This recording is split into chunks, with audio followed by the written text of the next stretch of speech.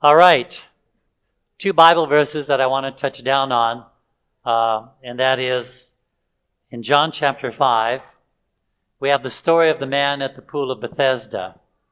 Have you ever taken a look at that word Bethesda? It's really quite interesting. When you break it up, Bethesda says B, the SDA. I thought that was really cool, Bethesda. But a man had been at this pool for 38 years, and he'd been suffering, and he was waiting for a miracle. Do we tell the people in the lobby to please come in if they're coming in, or close the door? Go ahead and close the door if they're not coming in.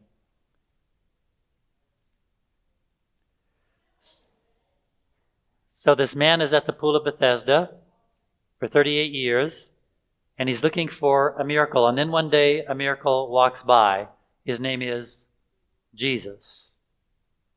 And when Jesus saw him, he asked him a question. And I want you to think real carefully about this question, because he's asking you the same question right now. Are you ready for the question? This is what he asked the man. This is what he's asking you today.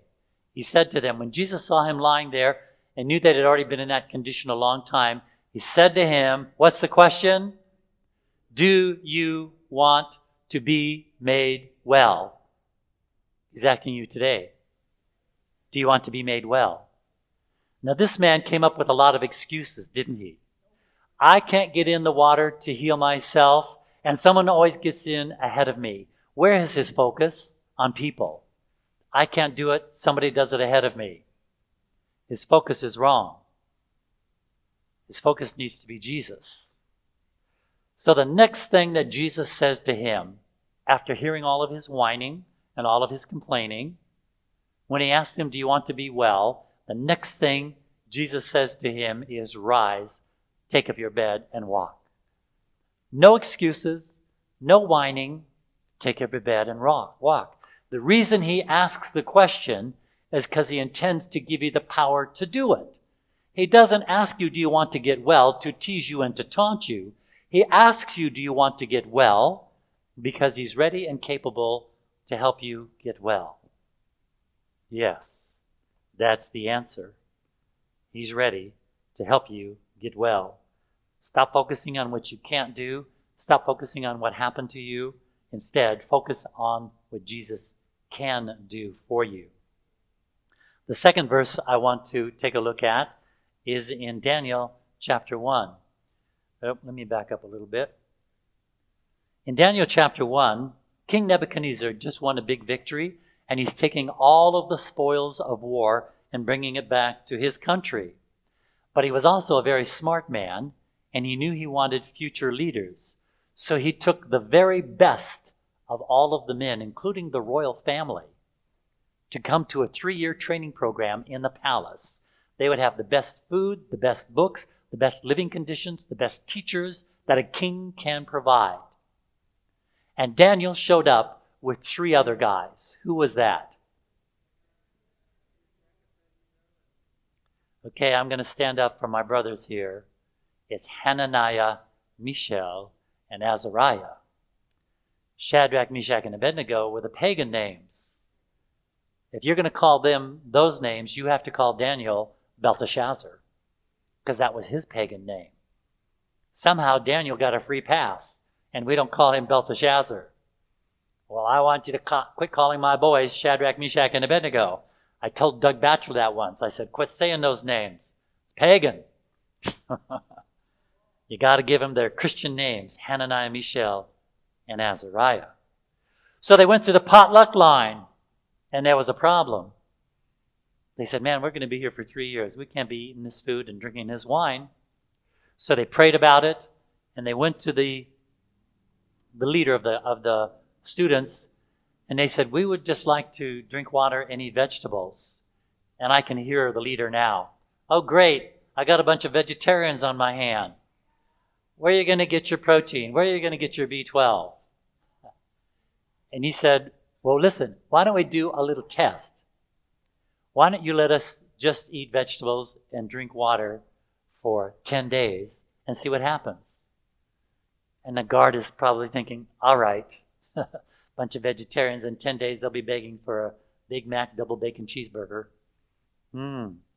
So at the 10 days, the guard examined them. And what did he discover? On a plant-based diet, drinking only water. Look what it says in Daniel chapter 1. At the end of 10 days, they died. Is that what it says? No, it says at the end of 10 days, their features appeared better and fatter in flesh than all the young men who ate a portion of the king's delicacies. The guy said, hey, you know what? You guys are looking good. You're looking good. Go ahead and keep eating your plants and drinking your water. Then at the end of 3 years, they were brought into the king to be examined. And Daniel and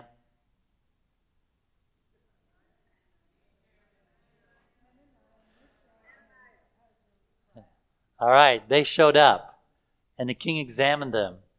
What did he discover? In all matters of wisdom and understanding about which the king examined them, he found them 10 times better than all the magicians and astrologers who were in his realm. I hope you caught the significance of that.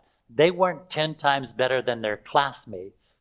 They were 10 times better than the experts who were already working for the king for 10, 20, 30 years. These guys were the experts. And yet these boys were 10 times better than them. That's unheard of. Have you ever heard of somebody graduating from medical school, shows up at the hospital, he's 10 times smarter than the chief of staff at that hospital? Doesn't happen. Graduating from teacher's college, she shows up at the university, she's 10 times smarter than the university president. Doesn't happen. But it happened here. How did they do that? The answer is found in verse 7. It's the same way you're going to do it. The same way they did it, you can do it also. And the verse 7 tells us exactly how. But Daniel purposed in his heart, or he made up his mind, that he would not defile himself with a portion of the king's delicacies, nor the wine which he drank. What did they do? They made up their mind. Because, my friend, once you make up your mind, you get power. If you make up your mind to get drunk tonight, can you get to that? Satan will see to it. If you make up your mind to be sober, can God take care of that? He will see to it. Make up your mind, because once you make up your mind, you will get power to either destroy yourself or restore yourself. But you have to make up your mind. It's the power of choice. And we'll be talking about that later on in the seminar. Make up your mind. Make up your mind. We're going now into the exercise and nutrition segment because we still have another hour, right? 5:15. If you've been 5-10 years getting out of shape, don't expect to be Tarzan by the end of the month, all right? You took time to get out of shape. You're going to have to take time to get back into shape. And so we have to follow the laws that God has set out for us. What is the best exercise? We're told it's gardening. Gardening is the best exercise. Because not only have you moved and lifted and dug and planted, but you've got something to eat. So gardening is the best exercise. Those of you who maybe don't have a place to garden or you don't know how, then walking is a good starting point. But remember to maintain good posture, that hook in your sternum pulling you so your head is back, your shoulders are back, and you're getting all that oxygen down to the lower third of your lungs. Gardening. It's good to have a buddy system. I always like to work out with somebody because they can encourage you while you're doing your workout. Some days you'll say, oh, it's too cloudy, it's too hot, it's too dark, it's too this, and you get an excuse to not exercise. But if you have a buddy system, then you can encourage each other and keep doing those things that will make it all better. So, because I travel so much, I have a lot of music that I work out to, do my exercising. And when I'm back home, I have a little trampoline that I bounce on. I like to travel with it, but excess baggage is $125 each way, which is $250 for me to take that. I might as well come here and buy one and sell it to somebody when I leave. But I work out on a trampoline regularly. I'm on it about 3 times a day. I bounce on it a little bit in the morning to wake up. I bounce on it at night to relax my traps because I tend to get a little tight up here in my trapezoids. So I bounce on it for just a few minutes and it just relaxes me to go to sleep. But about 1 o'clock in the afternoon, I do my workout. And it only takes 30 minutes, that's all. I bounce on it for 10 minutes, then I get off. I do 20 push-ups and 100 crunches with my knees up, crossing over like this. Then I get back on the trampoline. I bounce for 5 minutes. It reboots me. I get off. I do 20 more push-ups, 100 more crunches.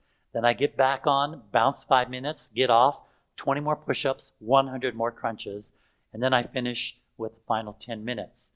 So in 30 minutes, I've done 300 crunches and 60 push-ups. That keeps you firm. This core has to be solid, all right?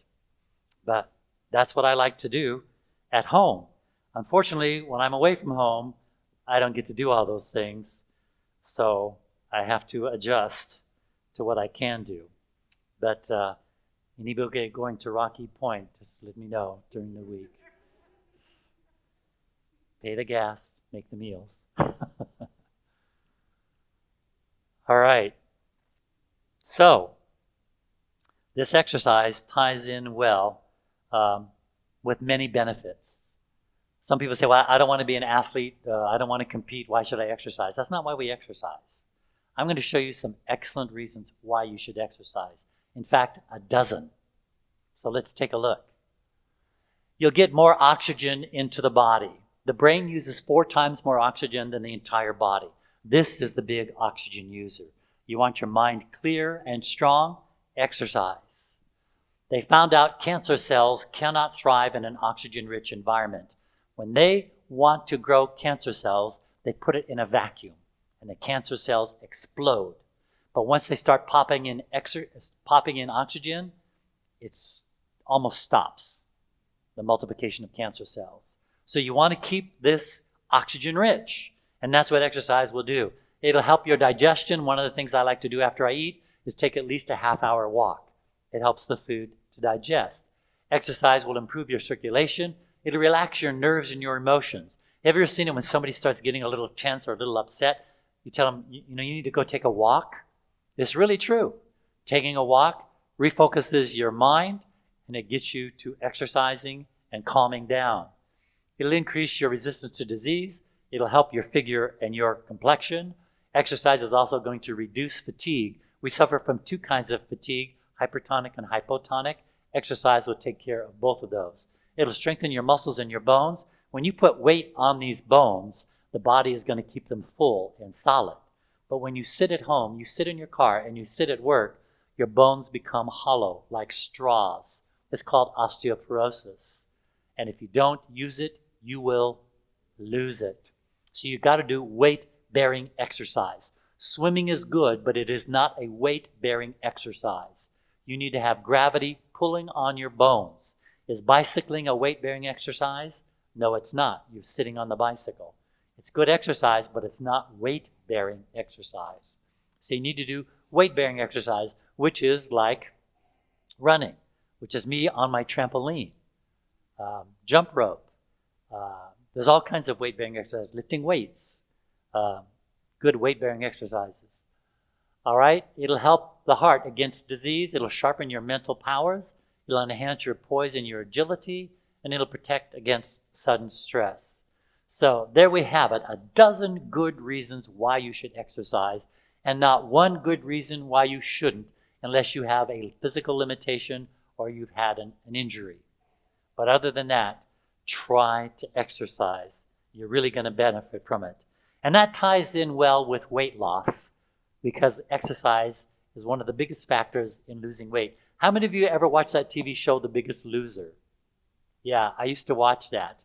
The problem with The Biggest Loser was they lost it too fast, and they didn't create a lifestyle change. They found out that the vast majority of them that were on Biggest Loser gained the weight back and more when they left. And this is what we're finding at our health institutes. When people come there for 30 days, they lose 10, 15 pounds. Their diabetes is in control. Their blood pressure medication is way down. But when they get home, it's off to McDonald's. It's off to Dunkin' Donuts, over to Colonel Cholesterol, chicken licking, and it all comes back. So what you want to do is make lifestyle change, not just habit change. We got to make a lifestyle change. And we'll be talking about that more in the seminar. So if you would do 3 things to lose weight, I can guarantee you, you will lose between 50 and 100 pounds in 1 year. Because safe weight loss is 1 to 2 pounds a week. That's safe. Well, 1 to 2 pounds a week, if there's 52 weeks in a year, what are you going to lose in a year? 50 to 100 pounds. There you go. So how do you do it? These 3 simple steps. You will never be hungry. You will never be irritable, but you will lose 1 to 2 pounds a week, sometimes even more. Now, you may plateau for a while, but don't let that scare you. The body is just balancing out and trying to get adjusted to the change, all right? Plus, you may not lose as much weight, but your clothes are looser. Because in exercising, you will have more muscle mass than fat. And muscle is heavier than fat. So don't let the weight loss thing, the scale doesn't tell the whole truth. Okay? Because the exercise is replacing the fat because you're burning the fat. And it may say that you're weighing a little more when really you're not. All right. So, weight loss. Rule number 1, eat natural food. God put something in all of his food to keep you from eating too much. What's in all of God's food that fills you up so you stop eating? Fiber. It's just like the nose or the hose at the gas station. When it hits that nozzle and it's full, it snaps, doesn't it? No more. Well, you have a gland in your brain called the apostat gland. It's like your appetite gland. And when this gullet area, which is about the size of 2 fists, when it's full, it snaps and tells the brain, no more food. And you'll stop eating. You're not hungry. And when there's fiber in that food, you can fill up quicker. Now, is there fiber in a Coca-Cola? No Coke? No. How about in candy bars? Almost none, very little. So your stomach's not full. You're still hungry. You want to eat. But your fat cells are getting full, aren't they? That's what you're filling up, the fat cells.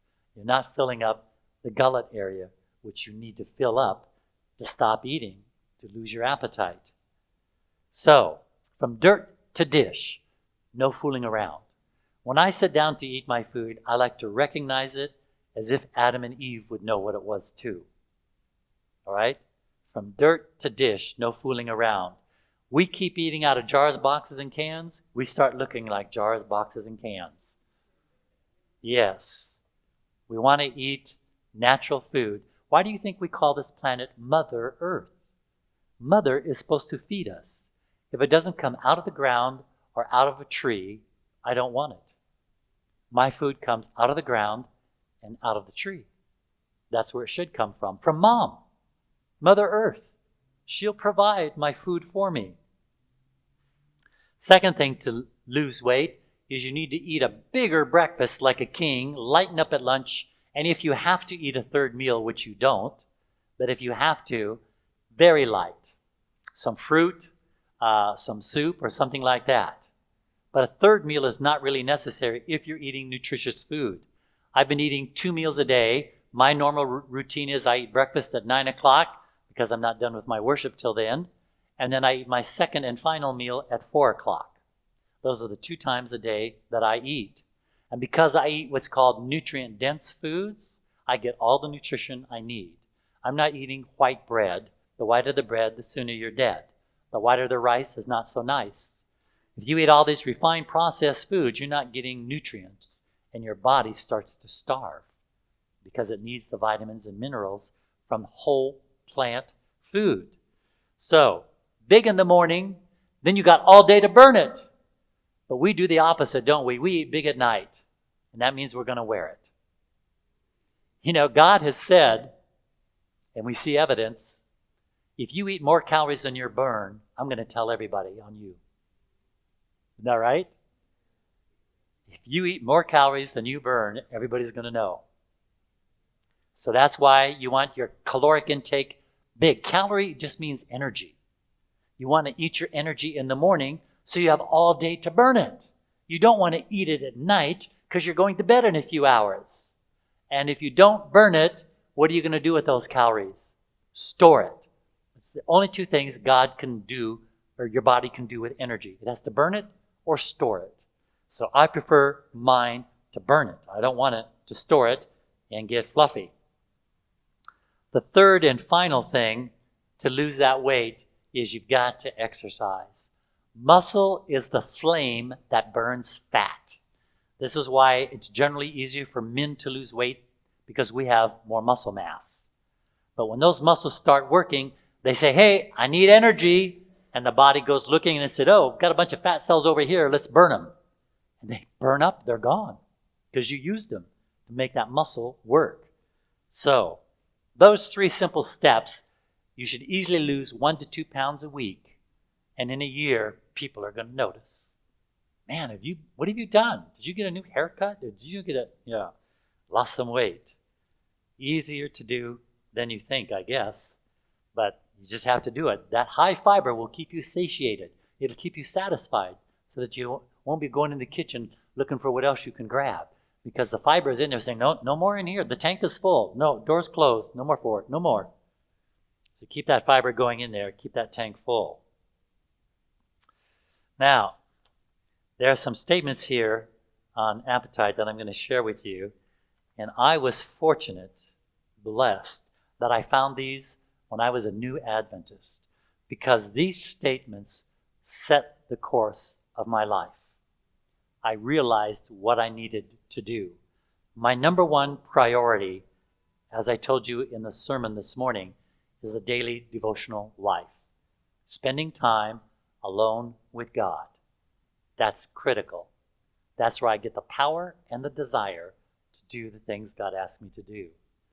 But I want to listen to these statements here that I read early on, and I realized there was something very, very critical here that I needed to get in line. And here they are. I'll give you the pages later if you would like.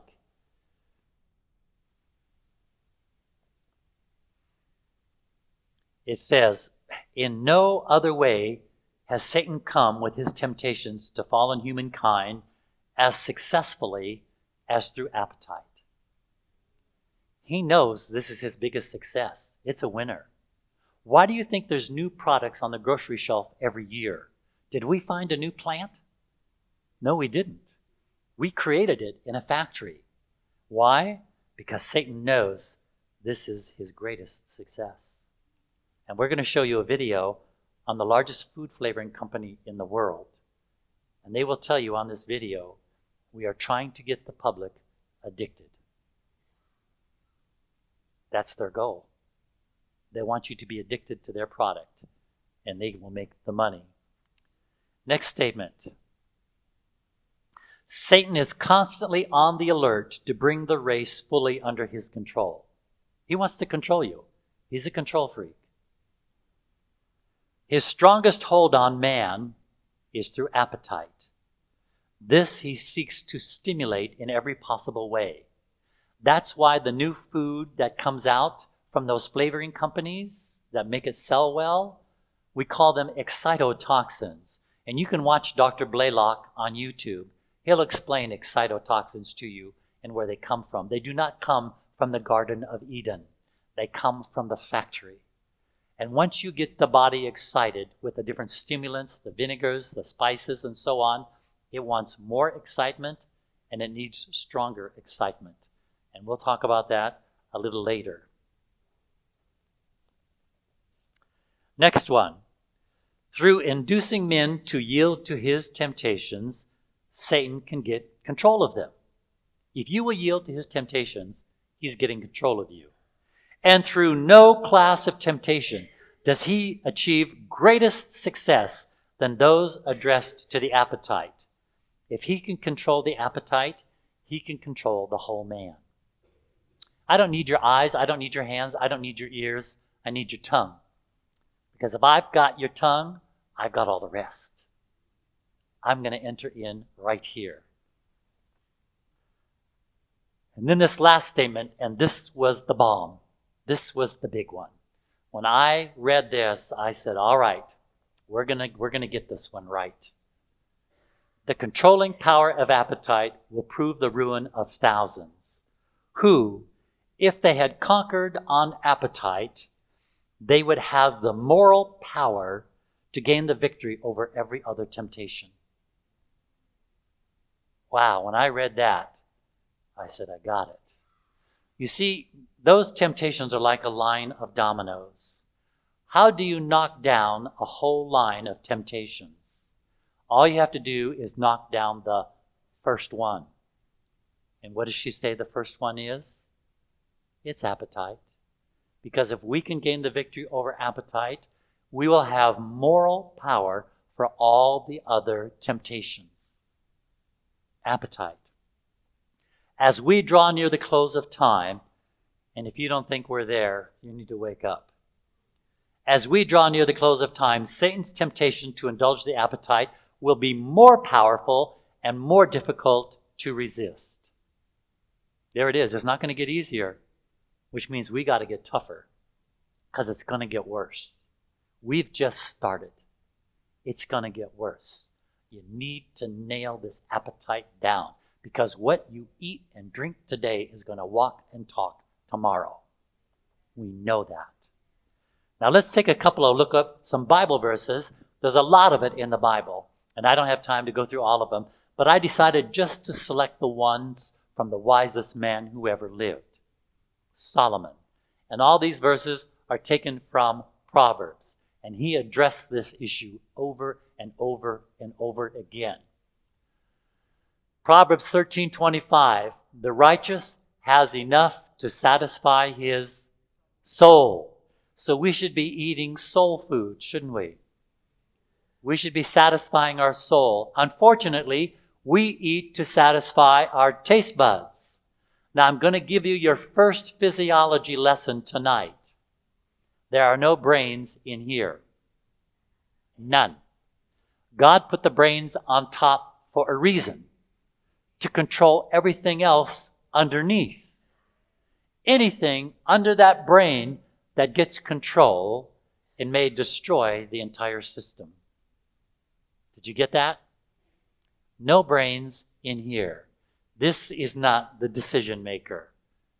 Proverbs 13:3, the one who guards his mouth preserves his life.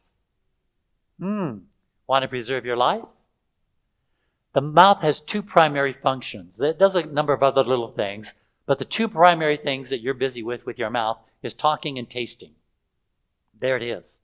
And life and death are right there.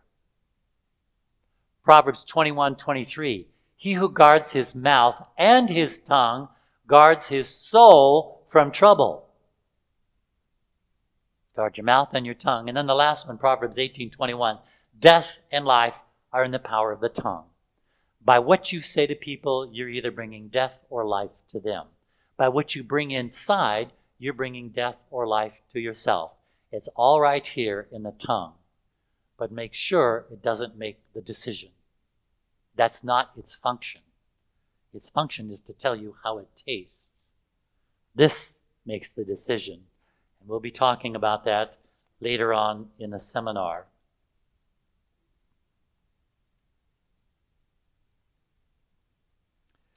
So some people think, are you telling me I have to be a vegetarian? No, I'm not. I want you to make a wise decision. Knowledge is power. And I'm going to give you some knowledge. You may not agree with it, and that's okay. But show me your documents if it's wrong. But it's true. Dr. Reuben Massey was the first president of the American Medical Association. As the first president of the AMA, he wanted to improve the health of the American citizens. And he recommended to Congress that America be educated on a vegetarian regime. Did we get educated that way? No, we didn't. We got, when I was growing up, that box that had 4 food groups: meat, dairy, fruits and vegetables, and grains. But if you look on the bottom of that poster, and I wish I would have grabbed one, because when I started teaching 30 years ago, they were still in the school. It says on the bottom, brought to you by the Dairy Council or the Meat Packers Association. It's an advertisement. And finally, the education board said, you can't put those posters up in the school because the school is an education center. It is not a propaganda center. And that's propaganda. It is not education. Take it off. And they were removed from all of our schools. We were being lied to by business people who aren't interested in your future or your health. They're interested in their wallet. So, vegetarianism. Oh, that's for hippies. That's for tree huggers. That's for earth muffins. I'm not one of them. Actually, vegetarianism has been around for a long time. It's nothing new. In fact, it goes back about 6,000 years to the Garden of Eden, our first parents. But they only lived about 1,000 years, so it must not really work, huh? Yes. There are a lot of famous luminaries throughout history who have been vegetarians that you don't know about, but I did my homework. You'll recognize their names: Plato, Socrates, Leonardo da Vinci, Gandhi, Isaac Newton, Albert Einstein, Leo Tolstoy, Thomas Edison, Benjamin Franklin. These are all vegetarians. Didn't know that, did you? Do your homework. Find out what company you're keeping. Brilliant men, creative men, because they had a clear mind and healthy arteries to feed that mind what it needed to know. The Journal of the American Medical Association, it's called JAMA for short, one of the most prestigious medical journals in the world, said that a vegetarian diet can prevent 97% of our coronary occlusions. That's heart attack. Number one killer in North America can be prevented. How? By a vegetarian diet. This report didn't come out last year. It didn't come out 10 years ago. This report came out in June of 1961. Yes, we have known for over half a century how to stop the number one killer in North America, and in fact, the world. But we haven't done it. Why? We like it. And we're being trained by the advertisers. And if you don't think the advertisements work, they would have quit spending those billions of dollars a long time ago. But it works. They're spending it, and you're buying it. You're eating it. Food to make money, not to make you well. That's what you... When was the last time you saw an ad for broccoli? Or kidney beans? Yeah. But these man-made products that I'm going to show you the video on what the flavoring companies are doing, you're going to be shocked. I couldn't believe 60 Minutes got that information. That's a famous news magazine. They went to Juvenal, Switzerland, and they talked to these face-to-face, and you get to hear how they have fooled you. You're the idiot, and they know it. They control you, and they know it. And that's why they get paid big money by large corporations to doctor up their drinks and their food so that you can't leave it alone. I've got to have my cup of coffee in the morning. I've got to have my Cheetos. I've got to have this. And on it goes. Why do you have to have it? You know, I've never got up in the morning and said, I've got to have some Brussels sprouts. I can't. Don't talk to me till I've had my Brussels sprouts. Yeah. God's food doesn't treat you that way. But these man-made foods, you're being controlled. You're being tortured. Step away from that. So, let's take a look at the human system and see what it's designed for. Car is an internal combustion engine. Is that right? It requires gasoline or diesel or electricity to make it run. What about this machine? What does it require? Have you taken a look? Well, it's time we did. Let's see how this was designed and what it's made to take in, process, and eliminate. First of all, let's begin with our jaw structure, our mandibles. I want to see if you can do what I do. Can you move your jaw from left to right like this? That's good. How about up and down like this? Okay, now here's the tricky one. Can you move it forward and backward? Oh, don't you look silly.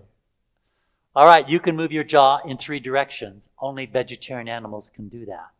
The jaw of a meat-eating animal will only go up and down. You have never seen a dog eat like this. He can't. He's a meat eater. But goats, horses, cows, Your mama jaw goes like this. It's designed to break down bulky, fibrous plant food. Now, do we have any dentists or oral hygienists here tonight? Yeah? Any dentist will tell you this is the dental structure of a plant-eating animal. Your molars and bicuspids in the back are flat on top. They're not sharp. They're flat. And they're round on the sides. You have 4 canine incisors designed to break into apples and carrots. But the rest of your teeth are flat, aren't they? Are they sharp and pointed like a wolf or a bear? No, they're flat. If you use these teeth and you sneak up to a cow and you dust off his hind quarter and try to take a chomp, all you're going to get is kicked, because these teeth will not puncture his flesh. They're designed for grinding vegetables and seeds and nuts. It's not for tearing flesh.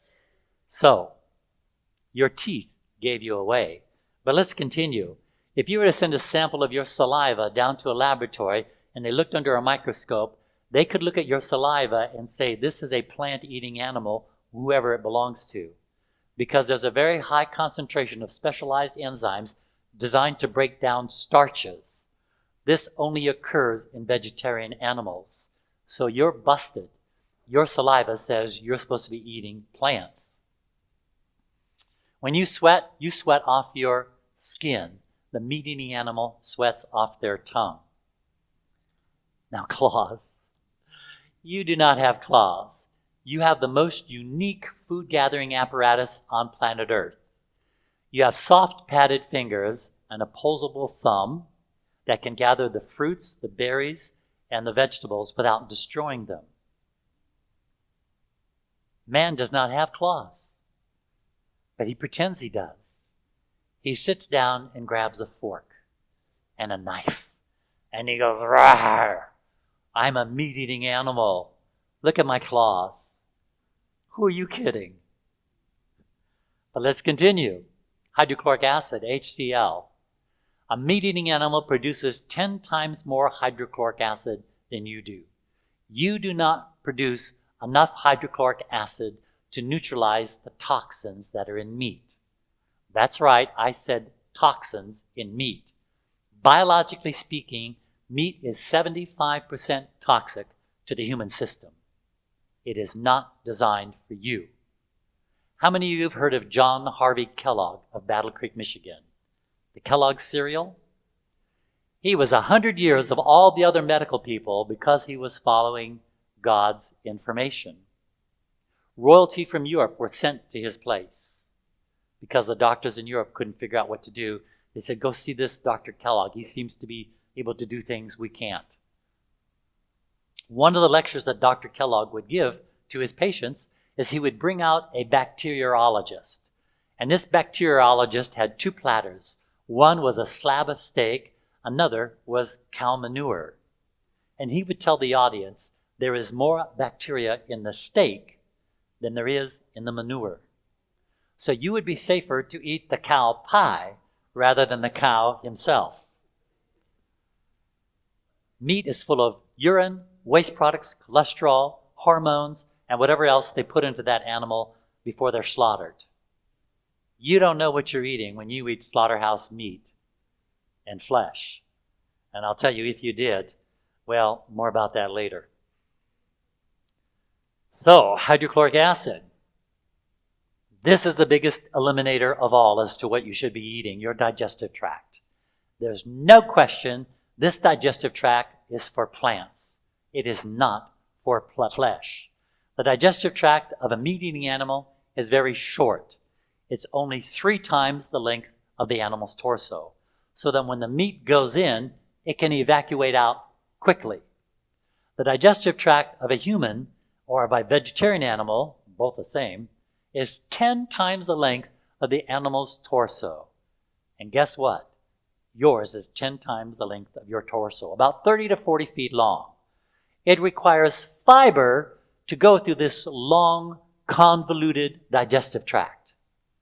And because there is no fiber in meat or cheese, when it goes inside this digestive tract, it slows down. Fruits and vegetables, grains, nuts, because they have fiber, will go through your digestive tract in less than 12 hours, depending upon how much you ate and what you ate. Do you know how long it takes flesh to go through your digestive tract? About 72 hours, 3 days. Do you know what happens to that flesh inside a warm, dark, acid environment? It putrefies, poisons your blood, makes you irritable, slow, and sluggish. No question about it. You are not designed anatomically to handle flesh or cheese because it can't get through this digestive tract. So what I'm telling you, hands down, no debate, you are a vegetarian animal. You can choose to eat meat, you can choose to eat dairy, you'll still be my friend. Maybe not for as long, but you'll still be my friend. But you're going against the system. That's not what it's designed for. Dr. T. Colin Campbell, who's a nutritional biochemist at Cornell University, emeritus, he's held in highest esteem.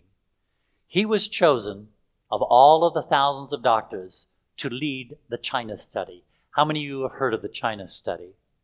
It's the largest medical study in the history of mankind. They wanted to know why the Chinese didn't have the diseases that we have in the Western world, and they don't.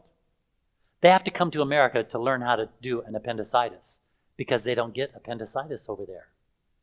That's not a bug you get. That's something you're doing wrong to get appendicitis. And that's what I got. So, Dr. T. Colin Campbell at Cornell University, Cornell and Oxford teamed together to do this massive study. Millions of dollars, thousands of workers. They went to China and they studied all the sections in China to get their conclusion. Massive amounts of questions. You can watch videos on it on YouTube if you want to hear the details. But Dr. Campbell said the primary reason why they do not have Western diseases is their diet. No question. There are a couple of minor issues, but the big one is their diet. And that's why he wrote the China study, and the Meat and Dairy Council were very unhappy, but they could not sue them because this was scientific data that you cannot sue. And so they didn't bother. And the book stands, the China study. I met Dr. Campbell personally at a symposium in California. Thousands of people were there, and I went there because I really wanted to hear him in person. And he said, "You Seventh-day Adventists have known this for a long time. Shame on you." That's what he says. Well, after his presentation, I watched him go off the stage, and then I watched him go to the back. Now, not too much gets past me because I got some of my dad's genes. I told you my dad was a cake decorator. He was also a spy in espionage. And the cake decorating worked as a cover because he would go all over the world decorating these cakes. And at night, when everybody was asleep, he would take his microfilm cameras and take pictures of the bases and everything else that the United States wanted. He never got caught. But the first time I went to Russia, he had a fit. I'll tell you that story another time. Because he said, if they find out you're my son, they will hold you ransom to get us to release some of their spies because you're my son. I said, don't worry, I'm under a cloak of Jesus. They never caught me. I've been there 3 times. Anyway, T. Colin Campbell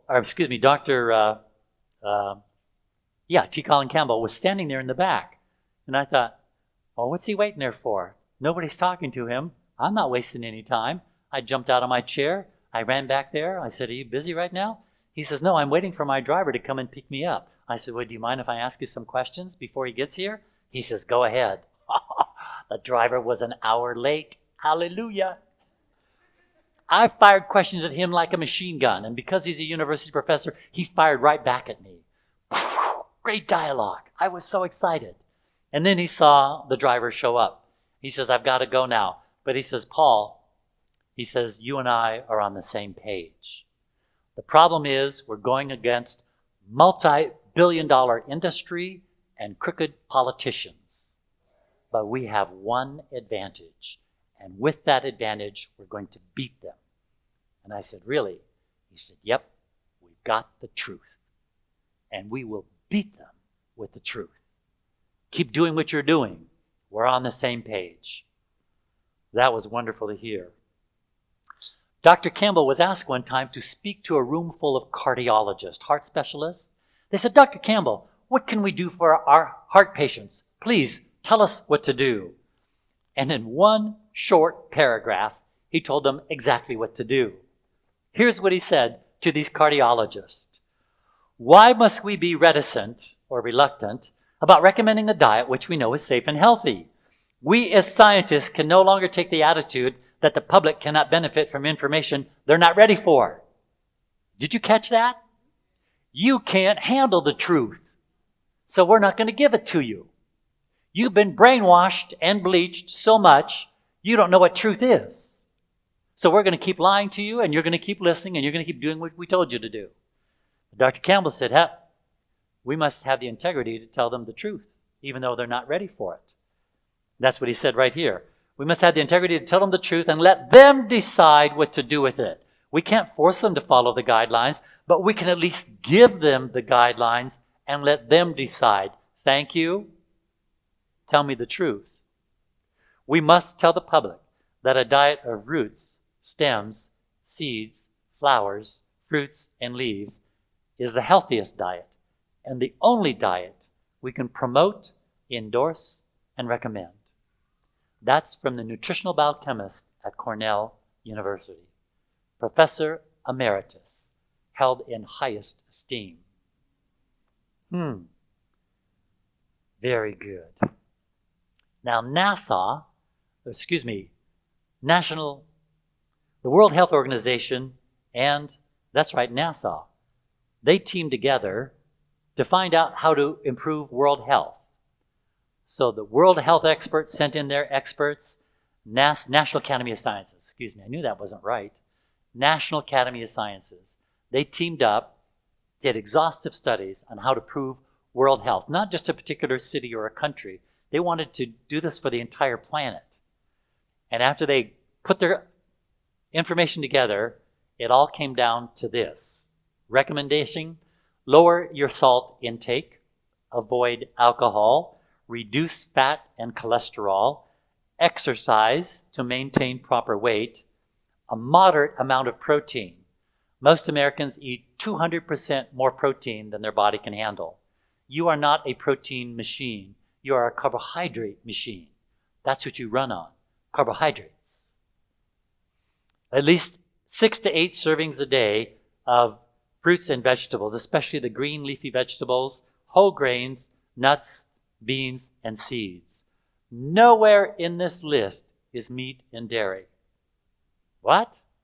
Did the National Academy of Sciences and the World Health Organization forget something? Nope. They're trying to improve the health of the planet. And this is the recommendation, a plant-based diet. Amazing. Get back to the Garden of Eden. That's what I tell people to do if you want what to eat in one sentence. Get back to the Garden of Eden. That's all you need to know. If Adam and Eve didn't eat it, maybe you shouldn't. Stick with a plant-based diet.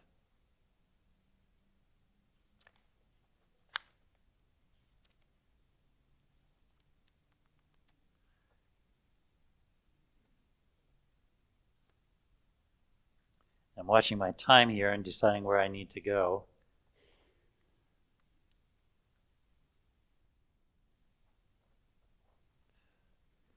People ask me, so why did God give us the animals? Good question. Why did God give us the animals? And there's 2 answers. To be our companions and to be our servants. Now, if you go around eating your servants, are you going to have any servants left? When Adam named the animals, he didn't name the cow pot roast. He didn't name the pig bacon. These were his companions, his friends. He named them. We name our dogs and cats. And there are countries that eat dog and cat. My dad, when he goes on really deep cover, they have to eat in the wilderness sometimes while they're sneaking in to make their plan. And he said, we've had to eat dogs. He said, but just to let you know, the black-haired dogs taste the best. I don't want to find out. I would guess that different dogs taste like different fish, you know. Salmon doesn't taste like a trout, that doesn't taste like a sardine, so a Chihuahua should taste different than a St. Bernard. I'm not going to find out, but you can go ahead and investigate if you like. So, what does the Bible say about our diet? The original diet given to mankind is in Genesis chapter 1, verse 29. What was that diet? Huh? We're guessing. Genesis 1:29, the original diet given to Adam and Eve was a fruitarian diet. Nothing died in the Garden of Eden. They only ate the fruit of the plants. Now, after sin and sickness came into the world, God added the healing medicinal qualities of the herbs and vegetables. And that's where Genesis 3:18 comes in. You can eat the herbs and the vegetables now because you're going to start getting sick. And you need the healing medicinal qualities of the herbs and vegetables. Never again in the Bible does God say, this is what I want you to eat. Those are the only two verses where God says, this is what I want you to eat. Now, I know what you're thinking about, the flood, and I'm with you. But follow the wording carefully. After the flood and the vegetation was wiped out, God said, I'm now going to have to allow you to eat meat. Did you hear the difference? It's not what he wanted. But because of an emergency, I'm going to allow you to eat meat. However, unlike the fruits and vegetables, which you can have all you want of anything, I have to put some restrictions on this meat to make it safer. First of all, God said, I put animals in this world to clean up after you. They're living garbage cans. Stay out of the garbage cans. They're in the air, they're on the ground, and they're in the ocean, aren't they? Clean up after us. Living garbage cans, stay out of the garbage cans. The second restriction, God said, of the clean meat, the other garbage can ones are unclean. All right? The reason they're unclean is because they clean up after you. That makes them unclean. But of the clean animals, God said to make them safer, you have to remove two things before I'm going to allow you to eat that. And it's clear in Leviticus 17, Deuteronomy 12, Genesis chapter 9. Moses wrote it in 3 of his 4 books. And what two things have to be removed from the clean meat? The blood and the fat. You know this. Why aren't you doing it? Every Adventist meat eater that I know eats fat and blood. Can you claim to follow the Bible and follow God and eat fat and blood? No, you can't. No, you can't. I taught at a Methodist seminary to Methodist ministers. I told the president of the seminary, can I say anything I want from the Bible? He says, if it's from the Bible, you can say whatever you want. And I asked this room full of Methodist ministers who are getting more education, they had me as a guest speaker. I said, what two things have to be removed from the clean meat? Do you know they all said fat and blood? And I said, look, I grew up a Methodist, and I never heard this my whole young life.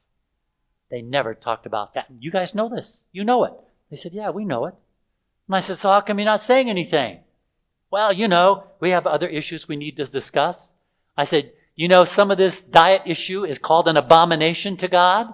I think that would move up on the list somewhere if it's an abomination. And they just kind of squirmed in their seat and they didn't say anything.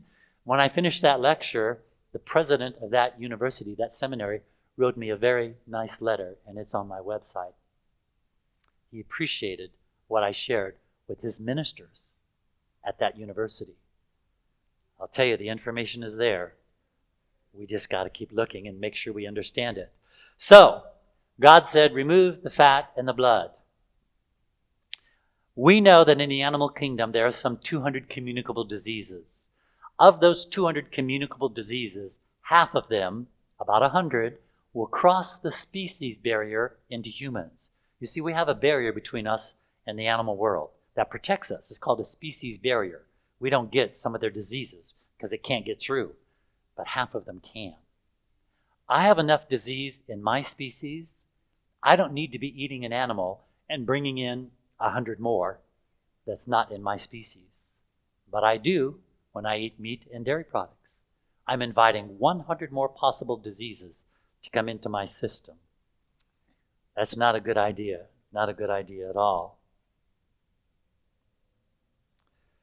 Now, can you get meat without fat and blood?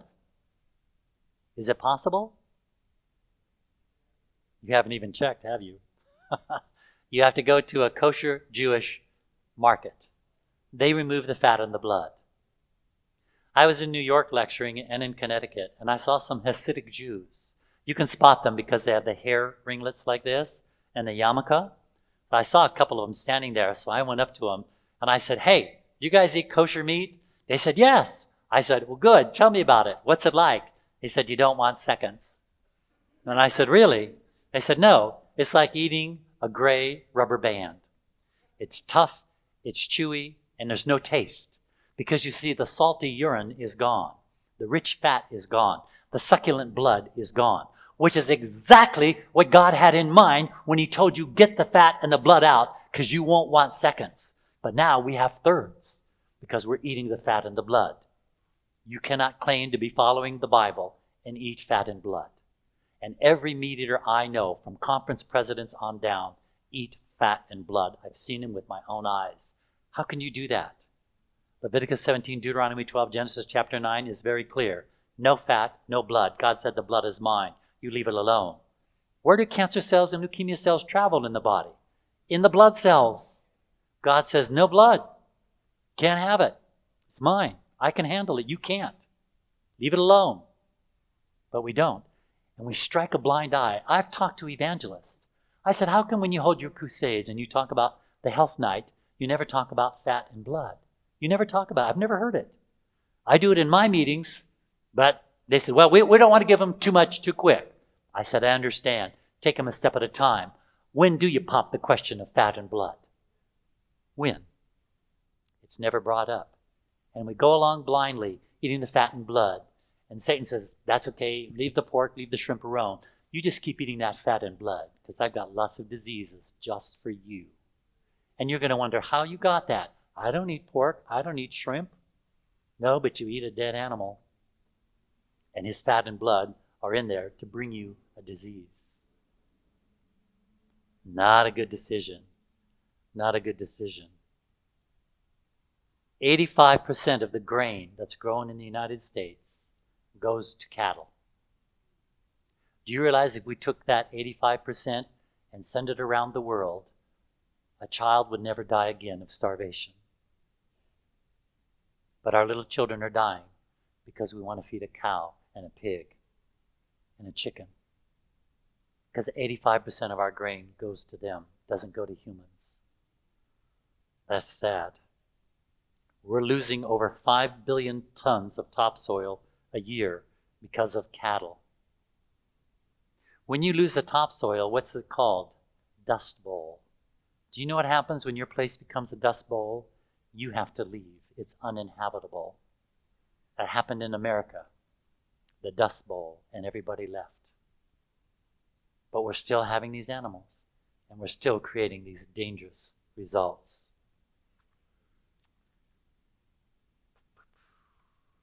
What about dairy? Yeah, is this guy going to leave nothing alone? Remember, I don't know what's in your refrigerator. In fact, I'm really not interested in what's in there right now. I'm more interested in what's going to be in your refrigerator next month and the month after that, to see if you're going to allow these things to make changes for you for eternity. So, dairy products. Dairy is scary. If you're a baby doctor, a pediatrician in the United States, you know who this man is. Dr. Frank Oski, Dr. Frank Oski was former director of pediatrics at Johns Hopkins University School of Medicine and physician-in-chief at Johns Hopkins Children's Center, the #1 pediatrician at Johns Hopkins University. He's responsible for publishing 19 medical textbooks dealing with hematology, which is what? Blood, and pediatrics, children. He's published over 250 medical manuscripts that are read by the best medical universities around the world. And one of the booklets he's responsible for, you can get at the ABC, that's where I got mine, is called Don't Drink Your Milk. Why would the head pediatrician at Johns Hopkins University tell us not to drink milk? Let me read you the last couple of sentences in the closing of his book. Cow milk has no valid claim as the perfect food. What? Well, who told us milk was the perfect food? The Dairy Council. Is that information or propaganda? Propaganda, yes. People say, oh, I don't drink milk, but I do eat a little cheese. It takes 5 cups of milk to make 1 cup of cheese. Go figure it out. As nutrition, milk produces allergies in infants, diarrhea and cramps in the older child and adult, and is a factor in developing heart attacks and strokes. Perhaps when the public is educated, when they're what? Educated as to the hazards of milk, only calves will be left to drink their mother's milk. Man is the only mammal that after he's been weaned goes to someone else's mama and starts nursing off of her. And she doesn't even look like him. Cow milk is a completely different formula than mother's milk. It is not designed for the human system. Cow's milk has 3 times more sodium, 3 times more calcium, 3 times more protein than mother's milk. This stuff is rocket fuel, and it has to be. Because you see, a newborn calf weighs about 50 pounds. Its first year of growth, it will be 10 times bigger, about 500 pounds. It needs a strong formula, and God knew that, and he provided it. A human baby, 6 to 8 pounds at birth, its first year of growth, it will only triple its birth weight. So unless you plan on your 1-year-old weighing 500 pounds, you need to give it the right formula. And it is not cow's milk. It is not designed for humans. So people always ask me, where do you get your calcium? Good question. But I turn around and ask them, where does the elephant get his calcium? Giraffe, 20 feet in the air. Gorilla, they're all vegans. They get it from plants. Now, if there is enough calcium in plants for an elephant leg this big, do you think there's enough for these skinny little legs? There's no question. Calcium is everywhere. Go to the library and get a food chart. Look up calcium. It's in vegetables, it's in fruits, it's in nuts. It's everywhere. And some of the calcium is higher in vegetables than in milk, like mustard greens, collard greens, turnip greens. But the big factor is that they have discovered is the calcium in milk is not bioavailable to you. In other words, you can't absorb it. The calcium in plants is the right level and you can absorb it. But calcium in milk is not bioavailable to you. So yes, you're bringing in a lot of calcium, but the body passes it. It said, I can't absorb this. This is a different kind of calcium. You didn't know that, did you? It's time to find out. The calcium in plants you can absorb. You don't need as much plant calcium because it's bioavailable to you and you can absorb it. They're basing their charts on how much calcium is in cow's milk and how much you have to drink. And they had that slogan, milk has something for everybody. I'm not sure I want what it has for me. Plant has the calcium that you're going to need. It's all right there. Okay, I'm watching my time here.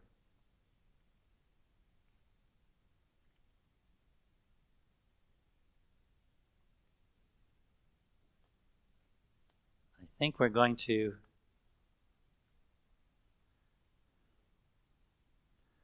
let me wrap up the plant thing. People say if you go vegan, what about B12? You're going to become B12 deficient. Do you know the vast majority of people who are B12 deficient are meat eaters? Vast majority are meat eaters. And so the fact that I'm a vegan doesn't mean I'm the big candidate for B12. No, the meat eater is the big candidate for B12 deficiency. If you eat meat, you need a lot of B12. If you're vegan, you need very little B12. You don't need as much. So where do you get B12? There are several sources. You can decide which one you're most comfortable with. When you get up in the morning, the bacteria that formed on the back of your tongue is B12. So if you take a brush, no toothpaste, and brush that tongue, the roof of your mouth, that's B12. You'll say, oh, swallow it? You've swallowed 20 times since you've been here. See, we just get these little crazy ideas in our head.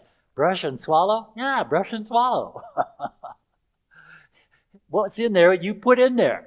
Why are you afraid of it now? So brush that. B12 is right there. Some of the soy products and the vegetarian meats, they have B12 added on their ingredient list because they're realizing that if you're buying the soy meat and stuff and the soy milk, that you need B12. And so they put it in their products. You can also have B12 tablets that you put under your tongue, sublingual. The B12 that you swallow, you won't absorb because your digestive acids will destroy it.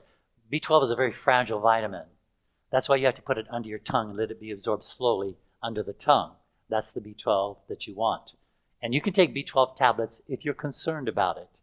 If you're a vegetarian, you have a high fiber diet, and in your descending colon, that stool is up high enough in the colon for the receptors for B12 to extrapolate it. Now, if you are a meat eater, your stool is usually a lot smaller, it's hard, and the B12 receptors are up too high for it to get it. But with a high fiber diet, the stool is high enough that the B12 receptors are there to absorb it. And if you really want to be comfortable, just every year have a blood panel done. You have to pay extra for vitamin B12 and D. They don't normally test that, which is a shame. They should test that. But if you start running low on B12, you don't become deficient in a month, okay? It takes about a year, I'm understanding, before you become deficient. If your blood panel is good, you should be good for another year. If by that end of the year they see it dropping, then they're going to give you a warning. Your B12 has lowered. You need to pay attention to your B12 and decide what you're going to do. But anyway, those are several sources for B12. And like I said, the tablet under the tongue, if you're really nervous, and get that blood panel done. And I think you'll be much happier about that. All right. Some of you have seen the food pyramid. This, I need to get an updated one because they have a vegan one now. And of course, the vegan one looks similar to this, and that is the fruits and vegetables and grain are the biggest part of the diet.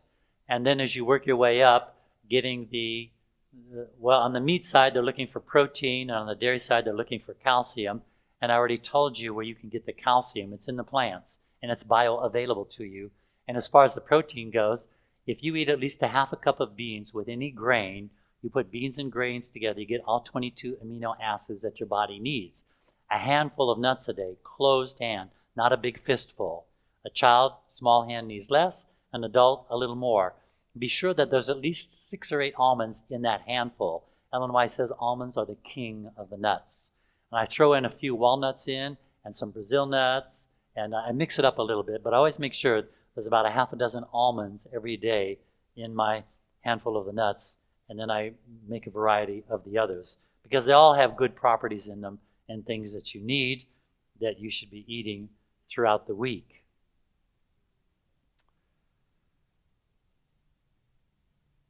Generally, if I look at a label, if I can't pronounce it, I don't want to eat it. When I go to the produce section, I can pronounce tomato and oranges and grapes. There's no label on it because God made it so that it's balanced and your body can absorb it and utilize it. But when you keep eating out of those processed foods, you don't know what some of those ingredients are, and they're not telling you because they disguise the word. And I'm going to show you that in a video tomorrow when I show you the food flavoring company and what they've done to you. They have really pulled it over on you, and you've been deceived and manipulated and sick because of what they've done. But they have no morals. They have no shame. They say, well, it's what they want. We're going to give them what they want. And so we're stuck. Sugar, we'll try to go through quickly. I was in Canada and I actually saw this store. Can you believe it? I'm standing there in front of the door trying to block the people and say, read the sign, read the sign. What word do you find in the middle of the word death? Now, what word do you find in the middle of the word death?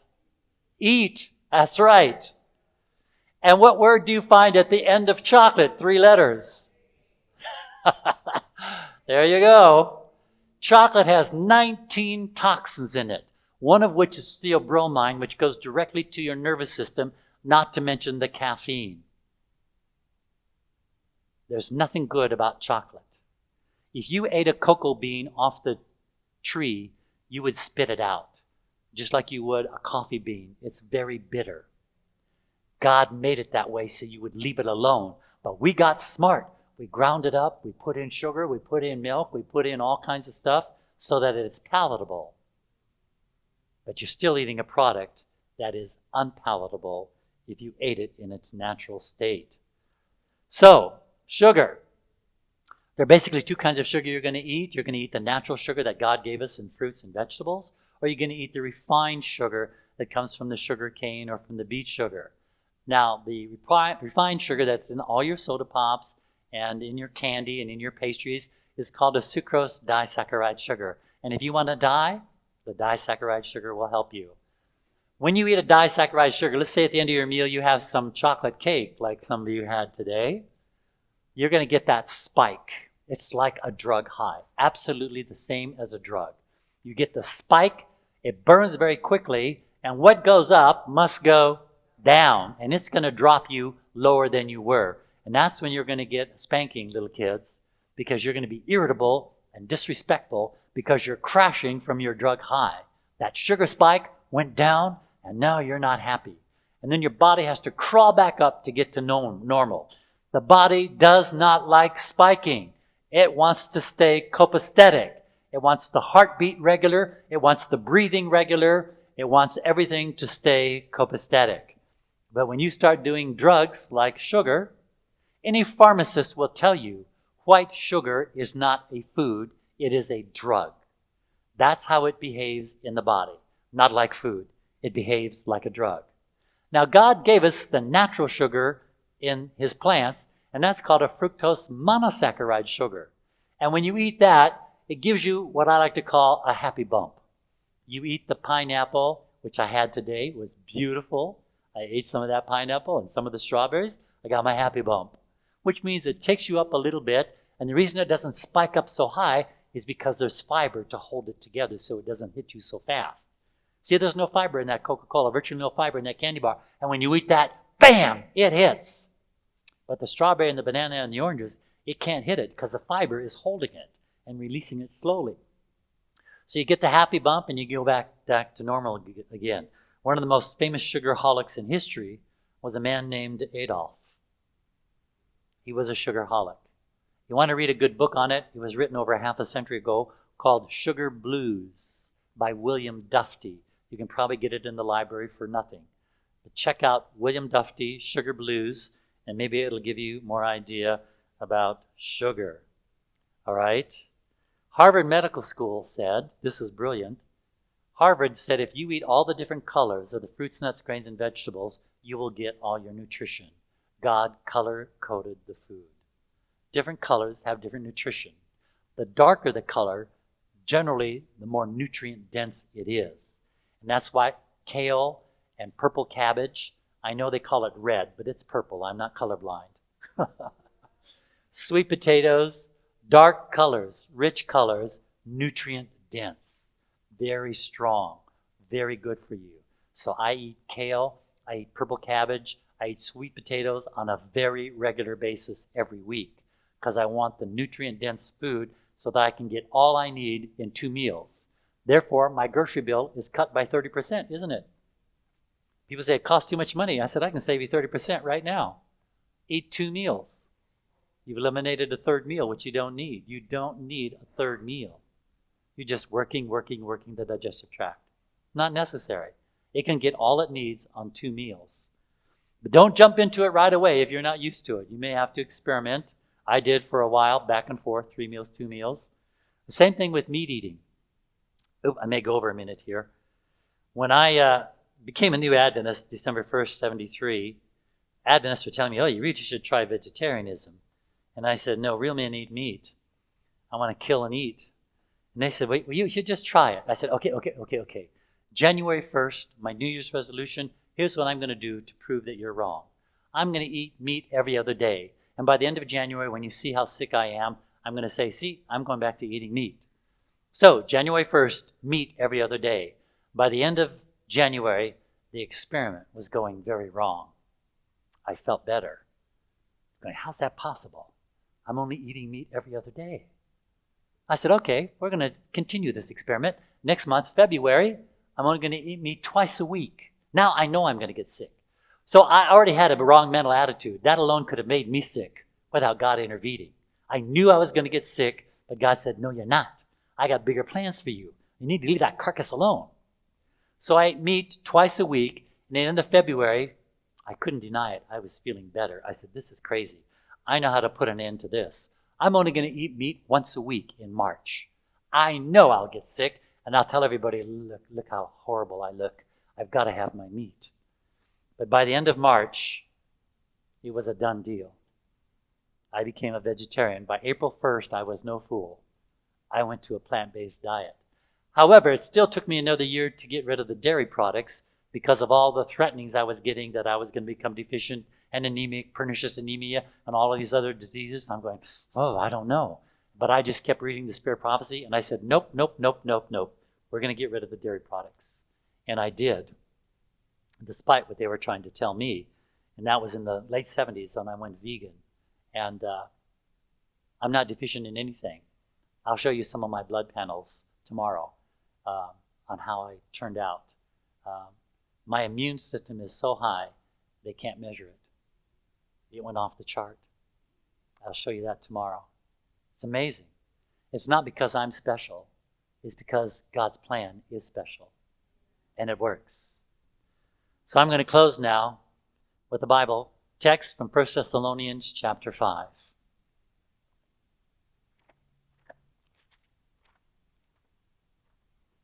First Thessalonians chapter 5 and verses 23 and 24.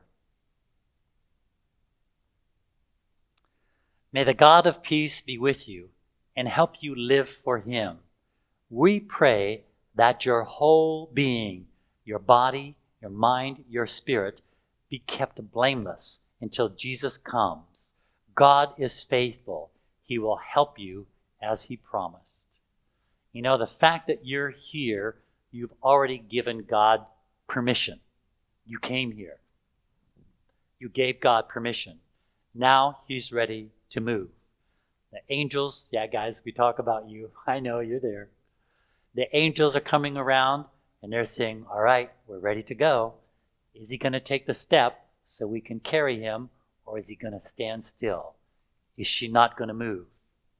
But if you start moving, those angels come swooping in.